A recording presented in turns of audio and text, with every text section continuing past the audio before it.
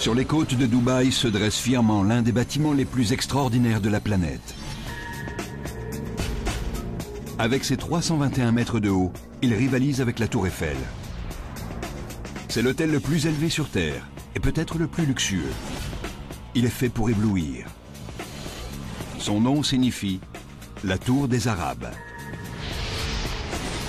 Voici le Burj Al Arab. Mais la réalisation de cette merveille du XXIe siècle a été un combat difficile qui a poussé chacun aux limites de ses possibilités.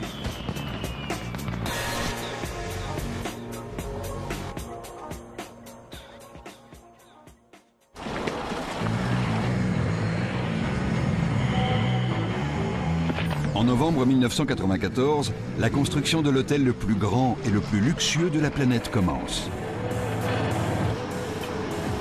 Dès le premier jour, la pression est au maximum. Personne ne veut décevoir le commanditaire d'un projet sur lequel le monde a les yeux braqués.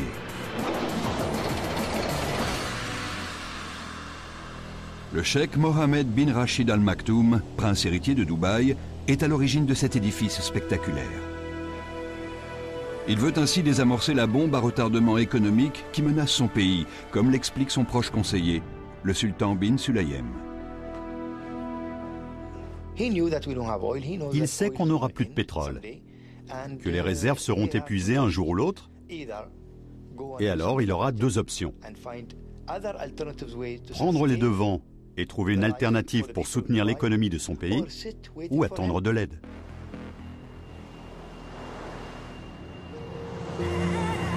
Il y a 50 ans, Dubaï était encore le repère des chercheurs de perles, des marchands côtiers et des bédouins.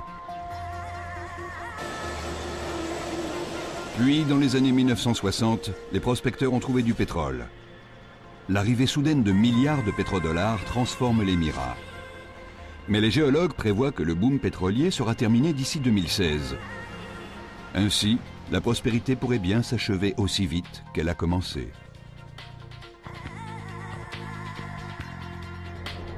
Pour assurer sa survie économique, Dubaï doit tirer profit de sa géographie. Ce minuscule émirat, grand comme la moitié de la Corse, se trouve dans le golfe Persique. Mais il possède trois atouts majeurs. Le soleil, le sable et la mer. Pour éviter le marasme économique, le cheikh Mohammed prend une décision capitale. Faire de son pays l'une des destinations touristiques les plus sélectes au monde en attirant la riche clientèle du golfe Persique. Pour cela, le cheikh a besoin d'une pièce phare.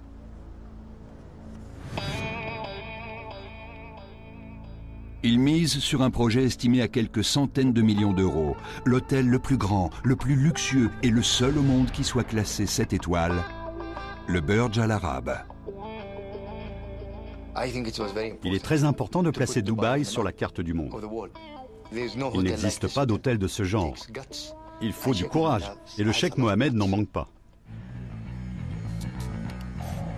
Le courage du cheikh se manifeste dans le choix des architectes. Une équipe de jeunes Britanniques suffisamment audacieux pour relever le défi, mais sans grande expérience. Ils sont dirigés par l'architecte en chef, Tom Wright. L'âge moyen est de 32 ans. Pas de vieux parmi nous. Personne n'avait fait plus de 15 chantiers. J'étais bluffé par l'échelle et l'immensité du projet. Tom Wright et ses collègues ont la réputation d'innover, mais ils sont plus habitués aux écoles et cabinets d'architectes. Cependant, Dubaï est une ville où les relations sont décisives.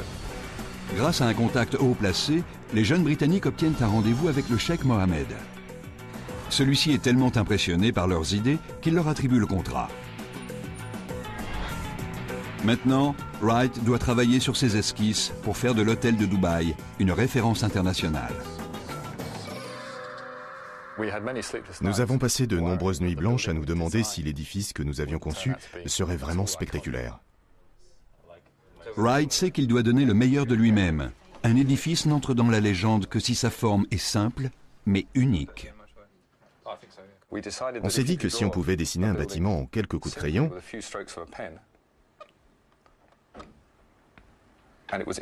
et que s'il était immédiatement identifiable, mais également représentatif du lieu où il se trouve, ici l'Égypte, il deviendrait automatiquement une référence.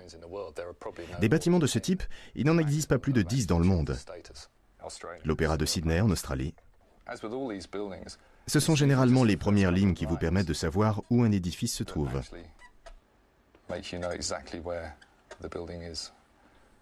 Paris. Il faut mettre un drapeau dessus. Tom Wright et son équipe pourront-ils être à la hauteur de Gustave Eiffel? C'est le genre de défi qui ne se présente qu'une fois dans la vie. Après de longues journées de recherche, les architectes trouvent une idée de génie. On était assis autour d'une bière et on regardait un voilier sortir du club de voile de Dubaï. Un voilier, ça évoque l'aventure, l'excitation. Et on s'est dit, hé, mais voilà! Le bâtiment que nous avons dessiné est très simple puisqu'il ne se compose que de quelques lignes. On peut voir qu'il a tous les ingrédients pour entrer dans la légende. Il est simple et immédiatement reconnaissable. Le concept attise instantanément l'imagination du cheikh.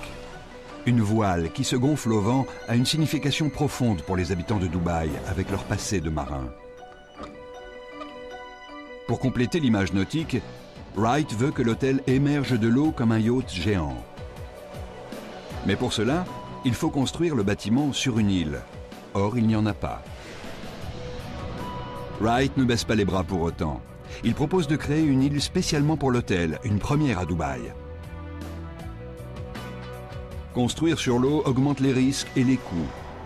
Wright pourra-t-il convaincre ses collègues de la faisabilité de ce projet audacieux?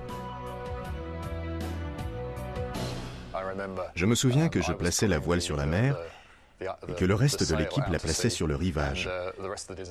Et nous avons tourné en rond comme ça pendant longtemps jusqu'à ce que le client finisse par dire « Non, nous construirons sur l'eau ». Le cheikh Mohammed est prêt à prendre le risque. L'hôtel verra le jour à 270 mètres de la côte. Personne n'a jamais bâti de gratte-ciel de cette taille sur une île artificielle. Cette structure de 321 mètres et de 250 000 tonnes devra résister au séisme et aux courants marins. Wright a gagné la première bataille. Le Burj se dressera sur la mer. Mais le temps et son refus du compromis vont obliger ses collaborateurs à se surpasser.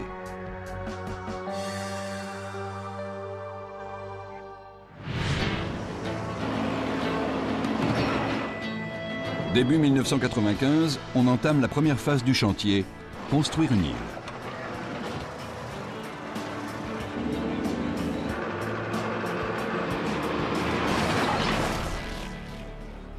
Mais les architectes inexpérimentés vont être confrontés au climat rude de Dubaï.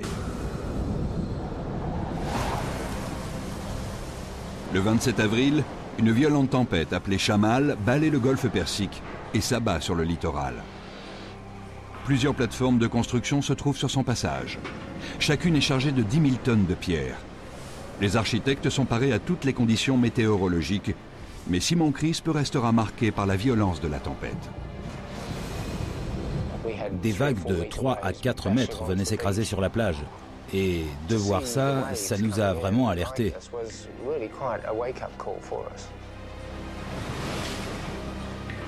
Une énorme plateforme se détache et vient s'écraser sur la terre ferme. L'équipe comprend qu'une tempête comme celle-ci pourrait infliger d'énormes dégâts à leur hôtel. Nous avions là un exemple parfait de la violence du golfe Persique.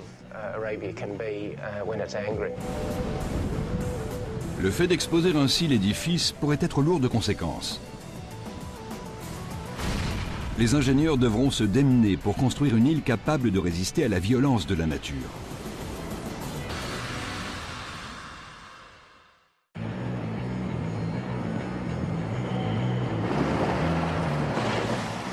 Cinq mois après le top départ, la construction de l'île qui abritera l'hôtel le plus haut du monde en est à une phase cruciale. Le cheikh Mohammed de Dubaï mise sur ce projet pour reconvertir son pays producteur de pétrole en destination touristique haut de gamme. Mais un débat fait rage sur la hauteur de l'île. L'architecte Tom Wright souhaite qu'elle soit basse, pour donner l'impression qu'une voile surgit de l'eau. Nous avons longuement débattu sur la hauteur de l'île. Pour des raisons esthétiques, je voulais qu'elle soit proche du niveau de l'eau. Dès le départ, il s'oppose à l'ingénieur Mike McNicholas, responsable de la sécurité de l'île. Tom voulait que l'île soit aussi basse que possible, au ras de l'eau. Et moi, je pensais surtout à la protéger.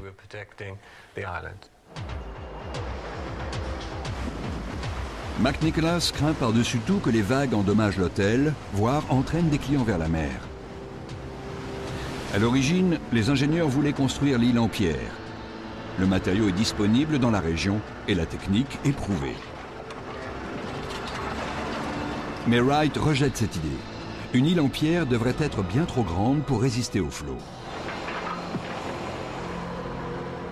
McNicholas teste de tout nouveaux blocs de béton conçus pour réduire l'impact des vagues. Dans le Golfe, personne n'en a encore jamais utilisé. J'ai dû insister pour qu'on fasse un test. C'était le seul moyen de savoir si l'île serait sûre. Ces tests reproduisent la force des plus grosses vagues qui peuvent survenir une fois tous les 100 ans et les projettent contre différentes maquettes. Après 3 semaines de tests, les blocs sont jugés fiables. On construit des versants en pierre que l'on consolide ensuite avec du béton pour absorber la force des vagues. Ces blocs fonctionnent comme une éponge. Quand une vague vient s'écraser, l'eau pénètre à l'intérieur et tourne sur elle-même. La pression est ainsi atténuée. Avec l'aide des ingénieurs, l'architecte Tom Wright a pu créer une île qui se dresse à seulement 7,5 mètres au-dessus des flots.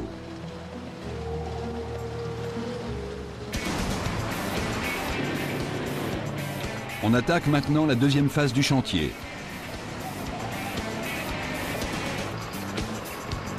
Au centre de l'île, on enfonce d'énormes barres métalliques à 20 mètres dans le sol.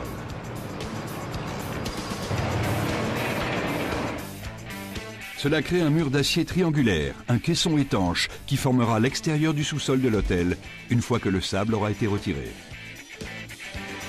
Mais cette dernière opération peut être dangereuse. C'était un véritable défi qui nous taraudait jour et nuit, 7 jours sur 7. Comment empêcher que l'eau n'infiltre la structure? Comment éviter que la mer ne pénètre dans les fondations et nous inonde?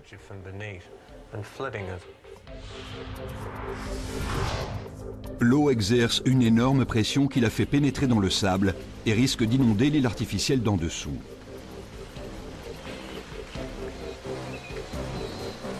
Pour empêcher toute infiltration, McNicholas injecte du ciment liquide dans le sable pour rendre son mur d'acier étanche. Mais à mesure qu'on retire le sable pour former le sous-sol, il y a moins de poids pour contenir la force de la mer. C'est un test pour le caisson étanche. Dans le pire des cas, la pression de l'eau aurait pu faire sauter tout le bas de la fosse, comme un bouchon de champagne.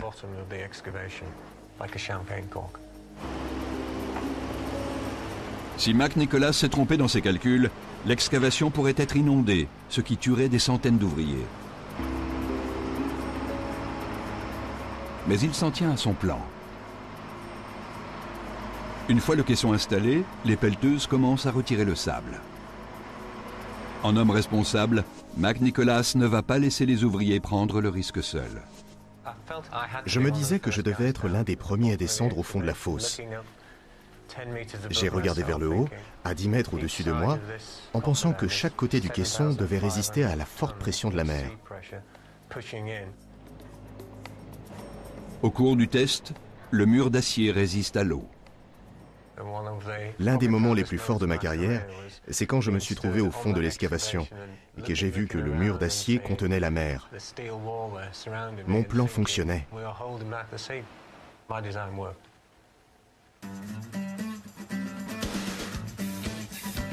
Novembre 1995.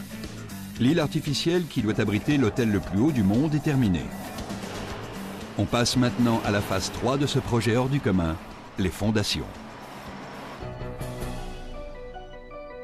Le support d'un gratte-ciel est important, mais la situation du Burj Al Arab présente un défi supplémentaire.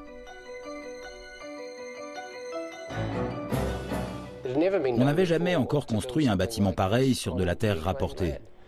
Il s'agissait de bâtir une tour de plus de 300 mètres de haut sur une île artificielle, dans le golfe Persique. Le problème se corse après les résultats des premiers tests. On a creusé dans le sol marin afin de trouver une base solide. Mais même à 180 mètres de profondeur, il n'y a pas de roche dure. Cela va rendre la tâche plus difficile pour les architectes. Mais ils ne se découragent pas. N'importe qui penserait que nous sommes fous de construire un bâtiment pareil sur le sable, en pleine mer. Comment une tour de 321 mètres peut-elle résister aux tremblements de terre et à des vents soufflant à 150 km/h si ses fondations ne reposent que sur du sable?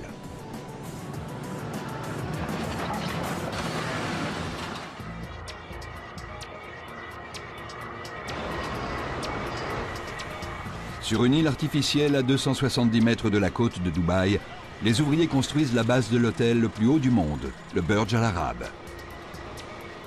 Mais sous le site, il n'y a pas de roche solide pour supporter les fondations d'un gratte-ciel. Les architectes ont un plan: installer des piliers en acier et en béton renforcé dans le sable.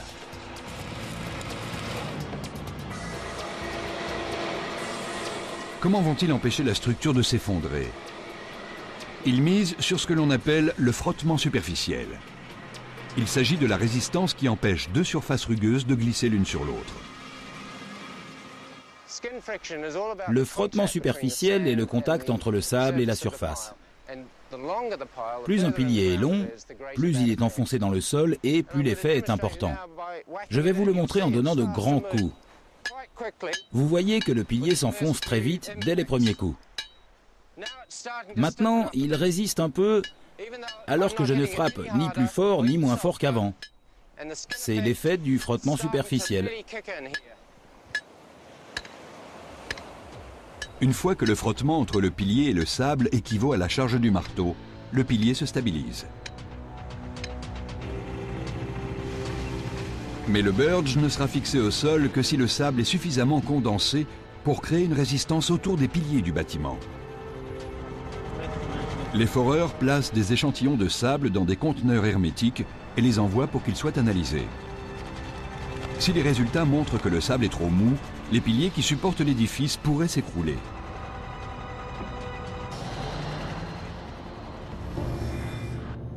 La situation géologique de Dubaï a de quoi inquiéter. L'émirat repose sur un énorme plan de faille. La tour élancée pourrait donc céder au tremblement de terre.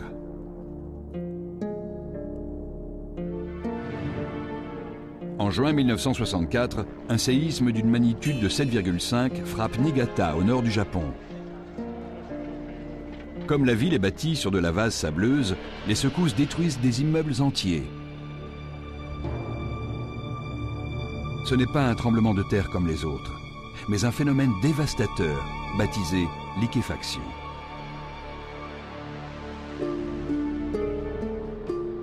Les grains de sable tremblent, remplissent toutes les poches d'air et se condensent. Le sol n'est plus solide et il réagit comme un liquide. Sur ce sable mouvant, n'importe quel bâtiment peut s'écrouler. Les résultats des tests de forage sont positifs.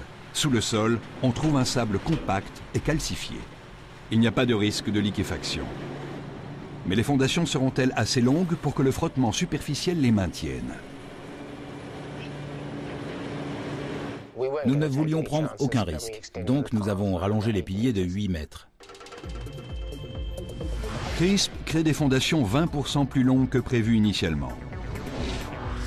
Ces 250 piliers de béton ont une longueur totale de plus de 10 km, soit 35 fois plus que l'hôtel qu'ils supporteront.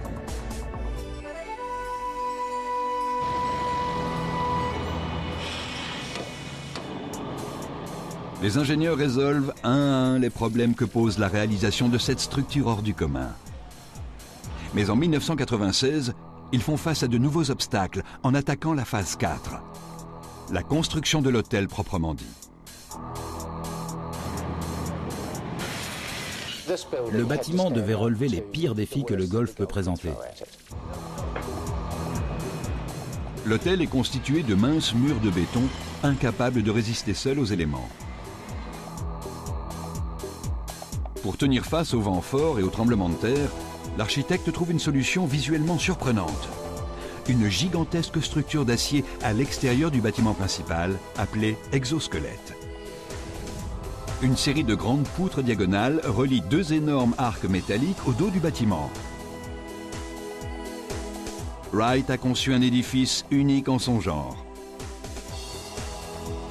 Mais les poutres géantes vont donner du fil à retordre à Anthony McCarter, l'ingénieur qui doit les installer. Ces poutres m'ont valu 4 mois de migraine, d'insomnie, d'inquiétude et d'angoisse. Elles doivent être extrêmement solides pour maintenir l'exosquelette. Mais l'esthétique est aussi importante. Il était essentiel que ces poutres diagonales soient très élégantes et très belles, comme elles sont apparentes. Ce bâtiment doit séduire le monde et faire de Dubaï une destination incontournable. Wright refuse tout compromis. J'allais voir Tom avec une proposition différente à chaque fois. Je me souviens qu'une fois, j'avais 7 propositions. Et il m'a dit non, non, non, ça ne va pas, ça ne va pas. McCarter trouve enfin une forme viable sur le plan technique et assez élégante pour convenir à Wright.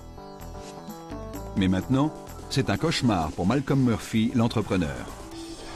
C'est bien beau de faire de jolis dessins, mais nous, on doit construire.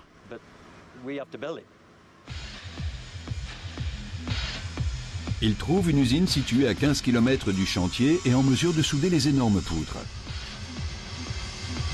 Chacune d'elles est plus longue qu'un Airbus A380 et plus lourde que 20 bus réunis. Souder ces formes complexes à l'usine est facile. Les transporter jusqu'au chantier, les moins. Chaque poutre pèse en effet 165 tonnes et mesure 85 mètres de long.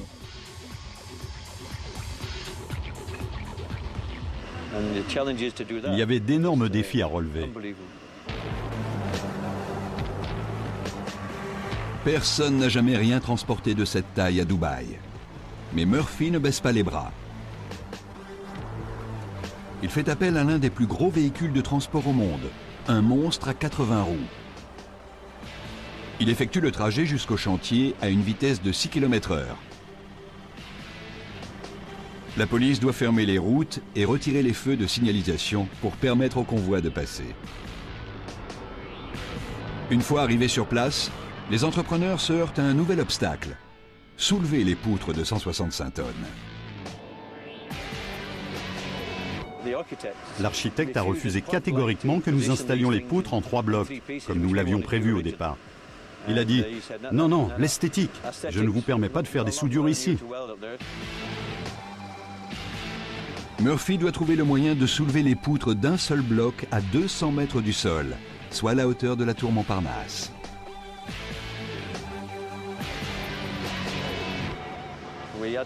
Nous devions trouver une idée pour soulever ces monstres. Nous avions 3 énormes grues, mais elles n'étaient pas assez grosses pour soulever les poutres diagonales. Murphy doit chercher la solution ailleurs. Il fait venir un appareil de levage spécial de Singapour. À 15 mètres du bâtiment, son équipe installe des treuils en porte-à-faux comme ceux utilisés sur les plateformes pétrolières. Des câbles pouvant supporter une charge de 225 tonnes sont attachés aux extrémités des poutres. Je peux vous dire que nous étions très nerveux le matin où nous avons soulevé la première poutre. Imaginez 30 à 40 hommes qui n'en dorment plus de la nuit la semaine avant le jour J. Les 2 treuils massifs supportent la charge, puis soulèvent péniblement la poutre diagonale le long du bâtiment. Tout se déroule comme prévu. Murphy et son équipe ont résolu le problème, mais les poutres leur réservent encore une mauvaise surprise. Elles doivent être placées avec une précision chirurgicale. Or, à Dubaï, la température peut varier de 14 degrés en une journée, ce qui risque de dilater ou de contracter les pièces d'acier. C'est ce que l'on appelle l'expansion thermique. C'est un véritable cauchemar de travailler par 50 degrés dans le désert. L'acier se dilate sous la chaleur et se contracte quand il fait froid. Bon, allez-y. On va chauffer l'acier pour vous montrer à quelle température on travaillait dans le désert. Sous la chaleur, les molécules d'acier se modifient plus vite. Ainsi, ce tube de 15 mètres s'allonge et la différence est visible. Qu'est-ce que je vous disais? L'acier se dilate sous la chaleur. Les poutres diagonales du Burj Al Arab pourraient se dilater ou se contracter de 5 cm en 24 heures. Elles ne pourront pas atteindre leur emplacement exact sans une solution ingénieuse. Les ingénieurs, les fabricants de structures et d'acier, les architectes, enfin tout le monde y a réfléchi. Et c'est un architecte qui a trouvé la solution. La fixation contient un gros joint percé d'un trou en son centre.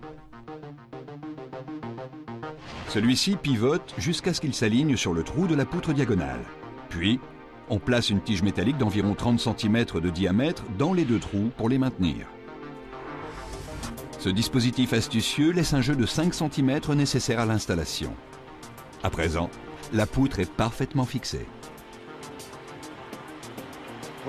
Quand on a inséré la tige, on aurait dit un bouchon de champagne qui explose. C'était incroyable.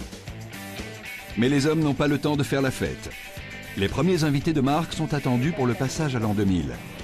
Cela laisse moins de 36 mois pour achever le projet. Pour le cheikh Mohammed, il fallait livrer le Burj Al Arab hier.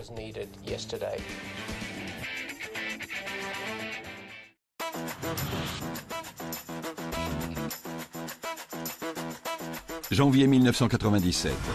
Un colosse émerge du golfe Persique.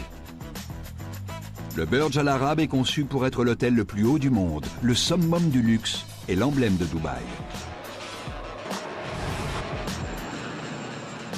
L'architecte Tom Wright veut créer un édifice somptueux. Les poutres métalliques de l'exosquelette qui le supporteront doivent être le plus discrètes possible. La vue des suites à plusieurs milliers d'euros la nuit doit être à la hauteur du prix. Quand vous êtes dans une suite et que vous regardez par la fenêtre, les poutres sont juste devant vous, donc elles doivent être jolies à regarder et bien agencées. Mais cela crée un dilemme. Si l'exosquelette est trop léger, la puissance du vent à 300 mètres au-dessus du golfe pourrait détruire le bâtiment. S'il est trop volumineux, la ligne élégante de l'édifice en forme de voilier sera brisée. Une fois encore, Wright et les ingénieurs qui doivent assurer la sécurité de l'hôtel ont un défi à relever. Quand on conçoit un édifice aussi haut que la Tour Eiffel, et qu'on n'a encore jamais rien fait de tel, on veut être sûr de ne pas se tromper.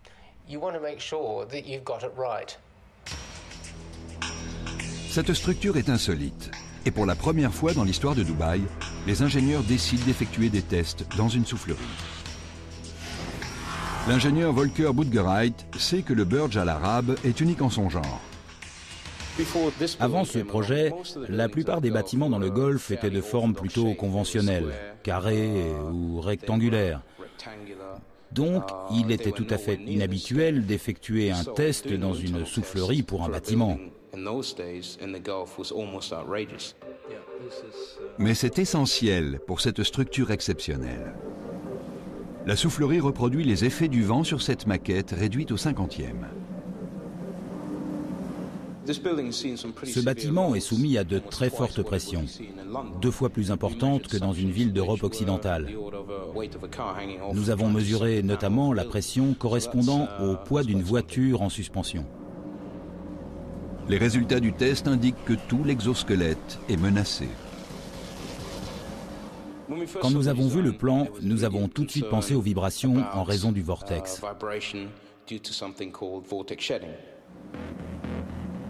Le vortex, une sorte de tourbillon, est le cauchemar des ingénieurs. Certains vents qui soufflent sur les bords aiguisés d'une structure métallique peuvent créer de véritables petites tornades. Cela provoque de dangereuses vibrations qui peuvent détruire un bâtiment. C'est précisément ce qui est arrivé à ces refroidisseurs massifs à Ferrybridge, en Nouvelle-Angleterre en 1965. Les ingénieurs doivent trouver un moyen de protéger le Burj Al Arab. La solution la plus simple est de changer la forme aérodynamique. Mais l'architecte ne veut pas en entendre parler. L'intérêt de l'exosquelette, c'est qu'en le regardant, on comprend que c'est l'essence même du bâtiment. Si on l'enlève, le bâtiment devient banal.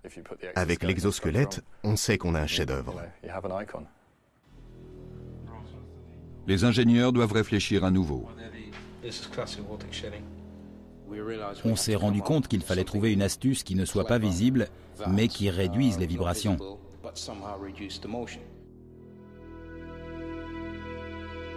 Ils ont recours à des poids en suspension appelés amortisseurs de masse. Ceux-ci sont installés au point sensible de l'exosquelette. Lorsque le vent souffle et que le vortex crée de dangereuses vibrations, le poids de 5 tonnes se balance à la place du bâtiment et atténue les vibrations jusqu'à ce que ce dernier soit hors de danger. 11 de ces systèmes sont fixés en haut du mât de 60 mètres et parcourent chacun des arcs métalliques. Ces amortisseurs écartent le risque de vibration.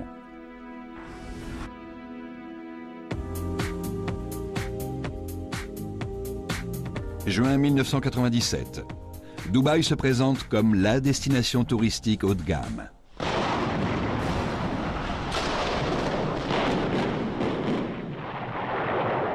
Ce vieil hôtel mord la poussière quand le Burj Al Arab, le symbole du nouveau Dubaï, prend sa forme finale. 30 mois seulement avant l'échéance, les ingénieurs s'attaquent au plus grand défi de leur carrière. Le cheikh Mohammed veut une architecture spectaculaire. Ainsi, on crée un restaurant qui semble être suspendu dans le ciel. J'aime l'idée que le visiteur soit assis dans l'espace et qu'il contemple la vue sur le golfe Persique et sur Dubaï en ayant le sentiment de flotter dans les nuages. L'idée d'être suspendu dans l'espace donne l'impression de vivre une expérience unique. Le restaurant panoramique Al Muntaha se dressera à 200 mètres au-dessus de la mer et se profilera dans le vide à près de 27 mètres du cœur du bâtiment. Une fois encore, Wright lance un défi de taille à l'ingénieur Anthony McCarter. Pourra-t-il sécuriser cette structure originale en forme d'aile sans support apparent ?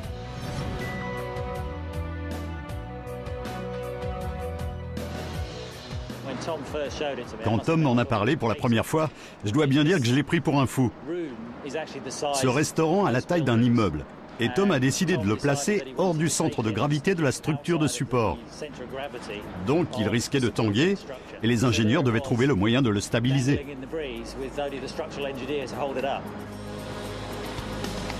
Si les ingénieurs se trompent dans leurs calculs, c'est tout l'édifice qui pourrait s'écrouler.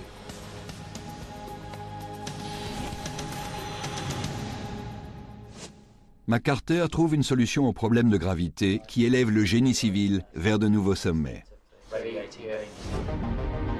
Au dos du bâtiment, il installe une série de fixations métalliques qui soutiennent 10 énormes poutres d'acier mesurant jusqu'à 1,60 m de haut.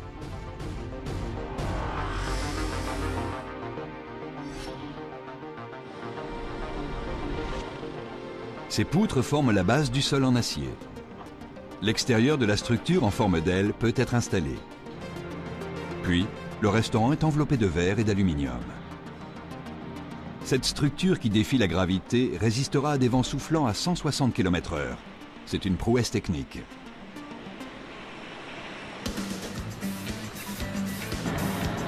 Mais les ingénieurs en sont à la 4e année d'un projet qui en compte 6.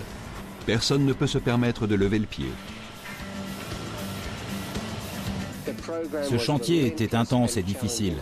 On travaillait 24 heures sur 24. Tous les jours, on avait une réunion à 6 heures du matin. On vit, on dort, on respire pour le chantier. Le défi, c'était de savoir si on allait pouvoir réaliser le projet initial. Le Burj Al Arab doit être inauguré le 31 décembre 1999, c'est-à-dire dans 2 ans. Les médias du monde entier veulent voir si l'hôtel sera le chef-d'œuvre promis par le cheikh et si les travaux seront terminés à temps.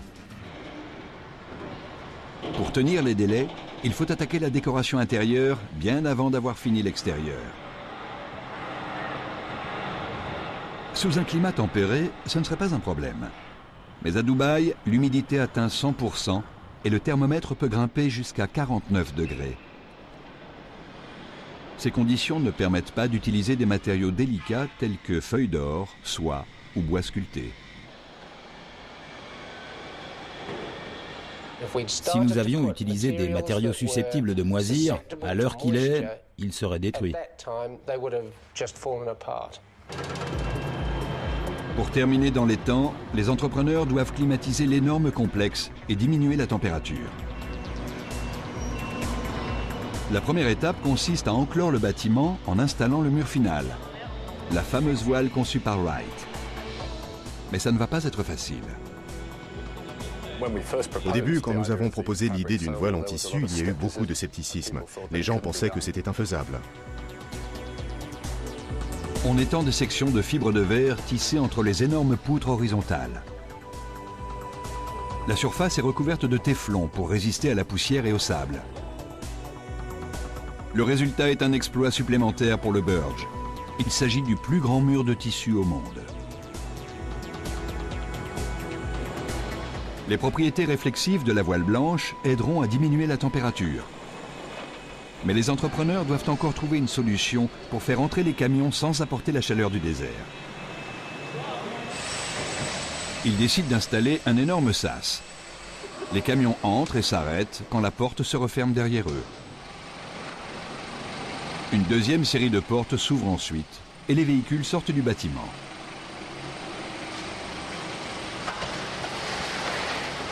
Le sas et le mur de voile parachèvent l'extérieur de l'édifice, mais il est très difficile d'abaisser la température dans un espace de cette taille.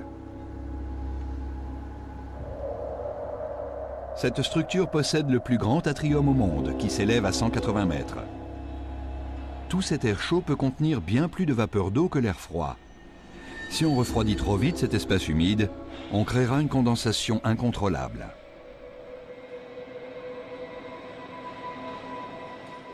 Un nuage de pluie aurait pu se former en haut de l'atrium et provoquer des dégâts importants à l'intérieur.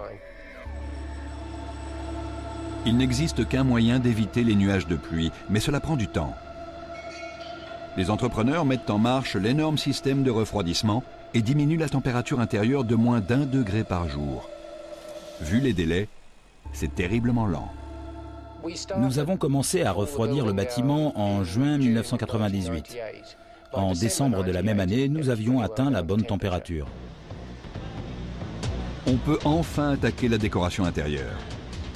Mais il faut du temps pour trouver un décorateur qui puisse créer des intérieurs dignes du cheikh. Quan Shu, qui a déjà travaillé pour le sultan de Brunei, sait satisfaire les exigences d'un haut dignitaire. C'est une excellente nouvelle qu'elle accepte de décorer l'hôtel le plus luxueux de la planète avec ses 202 suites somptueuses et son atrium de 180 mètres.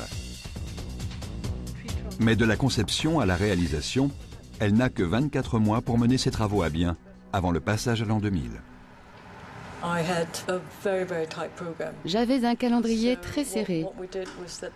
Donc les 50 décorateurs du cabinet ont tous abandonné les projets sur lesquels ils travaillaient pour se consacrer au Burj Al Arab. Non seulement elle a un emploi du temps serré, mais le cheikh Mohammed lui demande d'éblouir le monde entier. En gros, on nous demandait de créer quelque chose qui ne s'était encore jamais fait et qui ne se ferait jamais plus.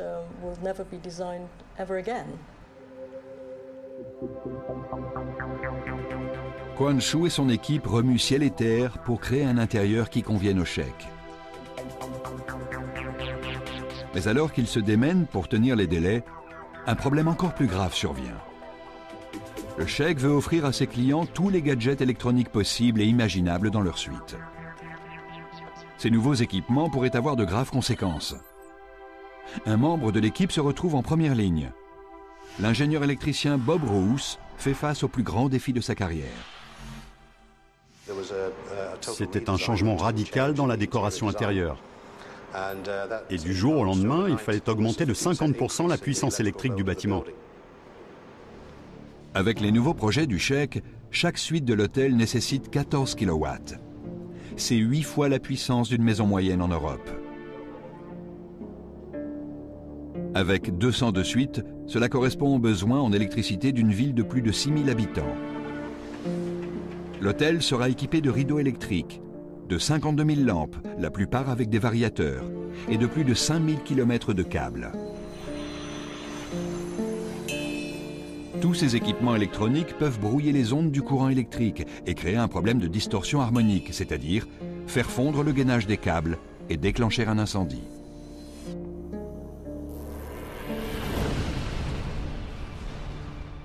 C'était une situation tout à fait inacceptable. Il fallait trouver une solution. À Las Vegas, on sait bien qu'un incendie d'hôtel peut être mortel. Novembre 1980, au MGM Grand Hôtel, 2 câbles électriques se court-circuitent et provoquent un incendie dévastateur. 87 personnes périssent dans cette véritable tour infernale et plus de 700 sont blessés. C'est l'un des pires incendies d'hôtel de l'histoire, tout cela à cause d'une simple faille électrique. Bruce doit trouver une solution, et vite. Évidemment, l'hôtel était en construction. Les délais étaient serrés et ça a été un énorme changement. Sa réponse révolutionne le génie électrique. Il conçoit un système de filtre harmonique. D'abord, il détecte la distorsion électrique. Ensuite, il envoie un courant qui en est le reflet pour l'annuler. C'est ce qu'on appelle l'antiphase. Et cela fonctionne comme des écouteurs qui éliminent le bruit. Bruce installe ses filtres aux étages clés et là où l'électricité pénètre dans le bâtiment. Personne n'a jamais tenté d'installer un système à cette échelle. C'était le plus grand système de filtres installé dans un bâtiment de ce genre. Une solution haut de gamme pour un établissement haut de gamme.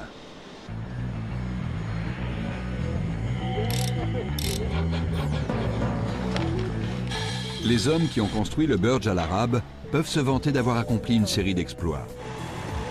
Ils ont créé la première île artificielle au large de Dubaï et construit le plus grand atrium au monde, cerné par le plus grand mur de toile jamais réalisé. Une fois le mât installé, cette tour est plus élevée que tout autre hôtel de la planète, du moins jusqu'ici.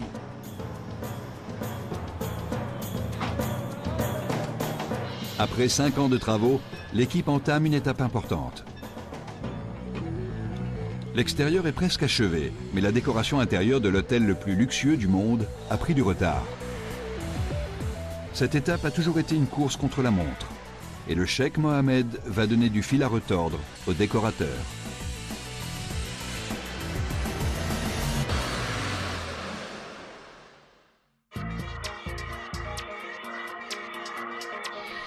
Dubaï, avril 1999. L'hôtel le plus grand et le plus opulent au monde est presque terminé. Tout le monde se hâte de finir les travaux pour la fête du millénaire. L'architecte d'intérieur Quan Chu met les bouchées doubles. J'ai annulé Noël, Pâques et les jours fériés. J'ai travaillé 50 à 60 heures par semaine.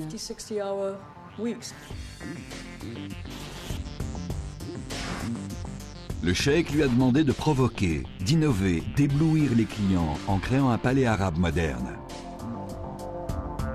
Elle lui offre plus de 24 000 mètres carrés de marbre en provenance d'Italie et du Brésil, soit l'équivalent de 3 terrains de football. Les quelques 8 000 mètres carrés de feuilles d'or de 22 carats donnent l'impression de luxe escompté. Elle complète l'ensemble par des chandeliers de cristal, de l'argent et du velours. Mais pour le plus grand atrium au monde, Quan Chu prend une décision radicale. Elle opte pour le minimalisme et laisse l'architecture complexe parler d'elle-même en peignant tout en blanc. Elle a quasiment rattrapé son retard.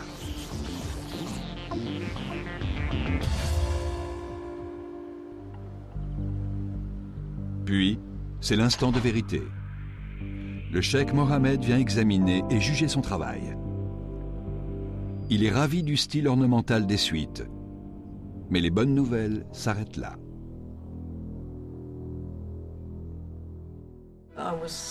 J'ai été convoquée et on m'a demandé quand j'aurais fini l'atrium. J'ai dit que c'était déjà fini. Et malheureusement, on m'a répondu « Non, où est la couleur ?» Le cheikh rejette complètement le style blanc de l'atrium. C'est trop terne. Pas assez excitant, pas assez brillant, pas assez coloré, pas assez riche. Quan Chu doit revoir entièrement la décoration du plus grand atrium au monde en seulement 6 mois.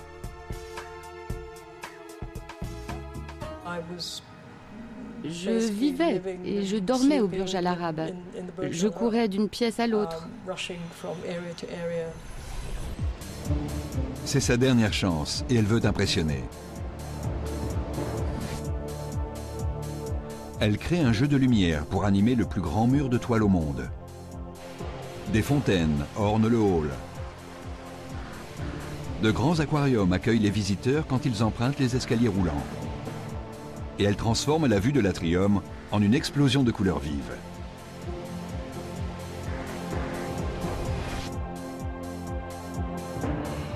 Cela conviendra-t-il au cheikh Mohammed? Tout le monde est sur des charbons ardents.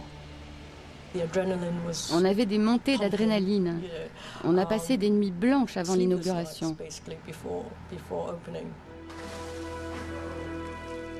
La réponse du cheikh est un oui définitif. Il est ravi et approuve le projet. Le cheikh Mohammed pense que maintenant c'est un hôtel 6 ou 7 étoiles et que son rêve est devenu réalité.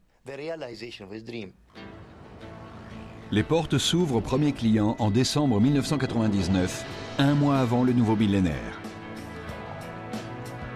Le cheikh Mohammed vient admirer le dernier coucher du soleil du siècle depuis son superbe nouvel hôtel.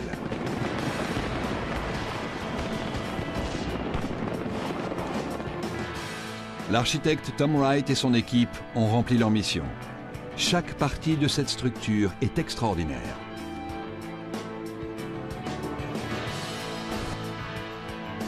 Au restaurant du rez-de-chaussée, une équipe de plongeurs s'occupe de 700 poissons exotiques dans un aquarium de 280 mètres cubes. Cela permet aux clients d'observer de près les requins en mangeant.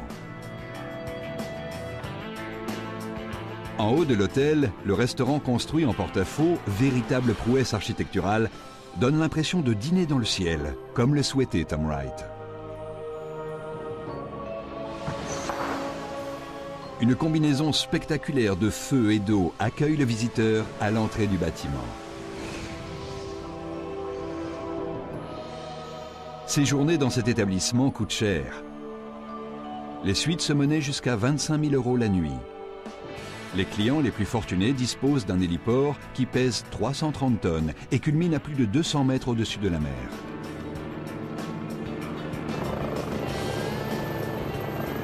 Et quand il n'est pas utilisé comme court de tennis par Roger Federer ou André Agassi, il permet de faire une entrée remarquée à l'hôtel le plus chic au monde. Le Burj Al Arab est un projet unique dans une vie. Aucun autre projet ne fera jamais le poids. La création de la première île artificielle de Dubaï a eu des retombées importantes.